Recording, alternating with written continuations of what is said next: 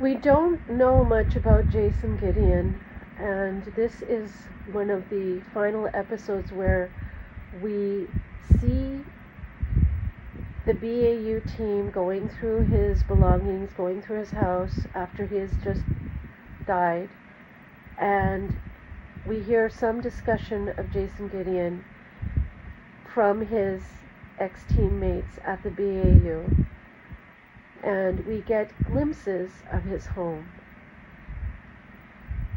Maybe we never were. You know, it could be that after all these years, I just rewrote our history.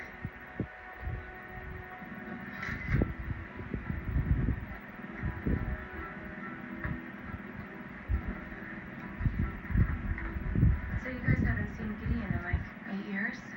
He didn't say goodbye or anything? He left Spence a letter. The way to love him was to let him be. Sounds intense. More like passionate. He had that reputation. Guess that's what it takes to be one of the godfathers of the BAU. He was a legend. Yeah, I was excited. He was teaching his class and I signed up, but he only lectured twice. Because he found the footpath killer and came back to the unit. I heard that's why he jumped ship. There was always a method to his madness. Maybe because he followed his heart.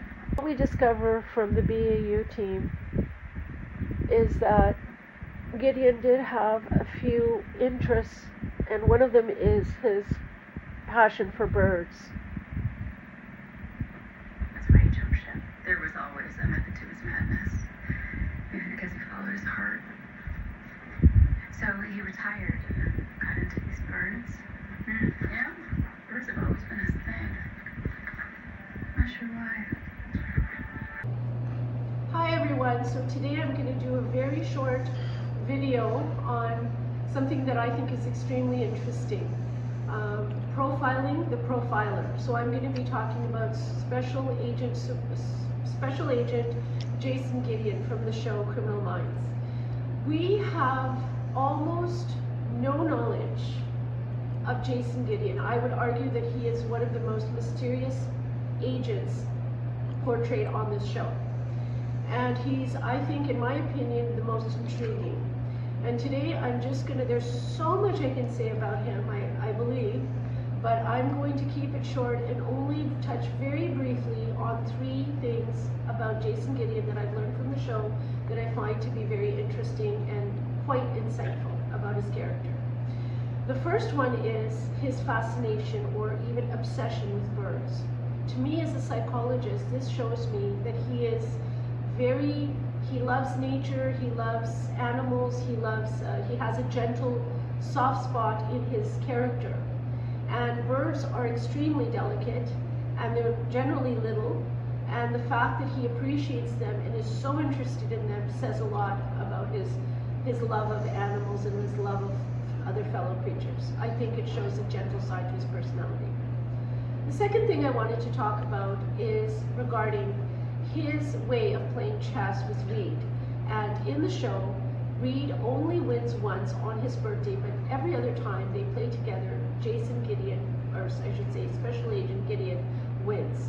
And what is instructive of the way that we learn that he plays chess is he thinks outside the box. He looks at the gestalt, or the holistic picture. And I think that's very important in profiling. And it says something about who Jason Gideon is. The third thing I wanted to talk about very briefly is from the episode Won't Be Fooled Again. I think it's the 3rd episode on the show. And in that episode, we find that Jason Gideon has to make a very tough decision.